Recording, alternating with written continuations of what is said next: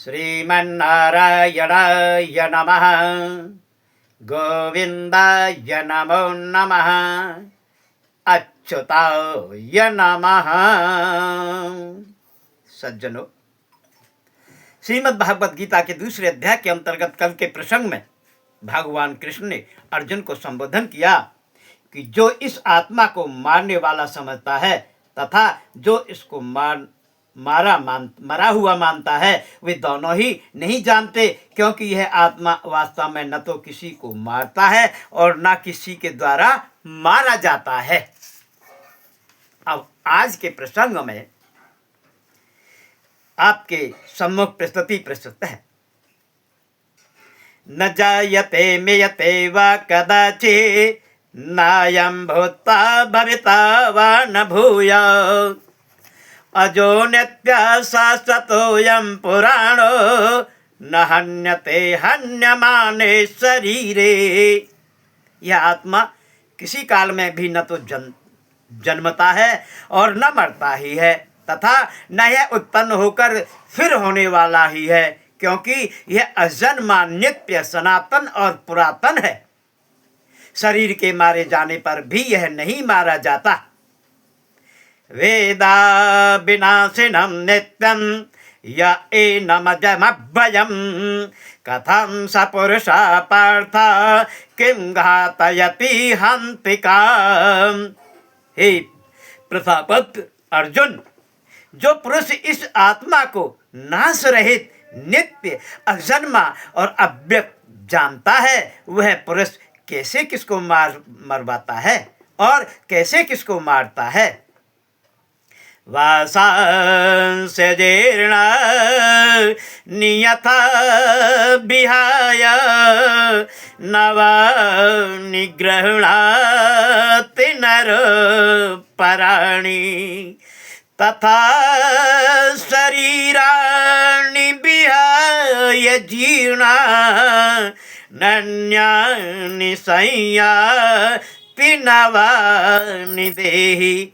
जैसे मनुष्य पुराने वस्त्रों को त्याग कर दूसरे नए वस्त्रों को धारण कर लेता है, उसी ही प्रकार से जीवात्मा पुराने शरीरों को त्याग कर दूसरे नए शरीरों को प्राप्त होता है।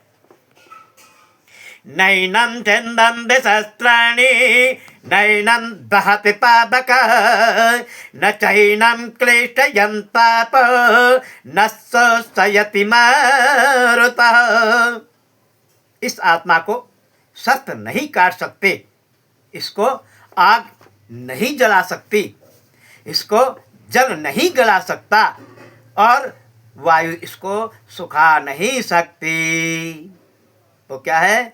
अच्छेद्यश्च समादाद्य यमक्लेद्यश्च एव च नित्यः सर्वगतस्थाणो रचलोऽयं सनातनः।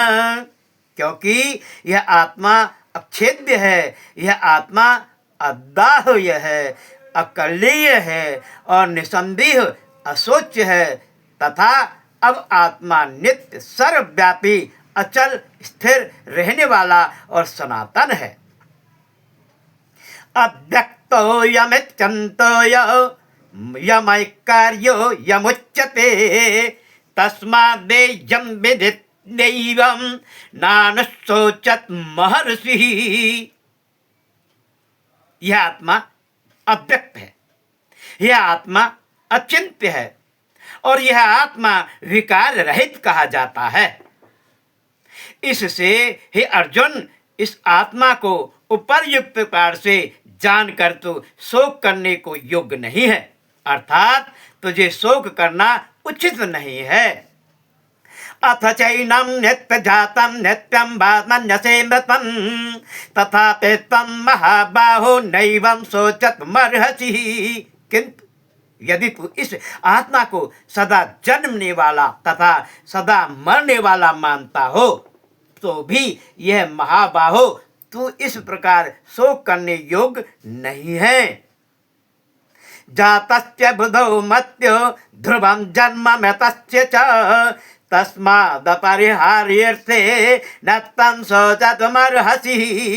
क्योंकि इस मान्यता के अनुसार जन्मे हुए मृत्यु निश्चित है, क्योंकि जिसने जन्म ले लिया उसकी मृत्यु निश्चित है, और मरे हुए जन्म निश्चित ही प्राप्त करते हैं।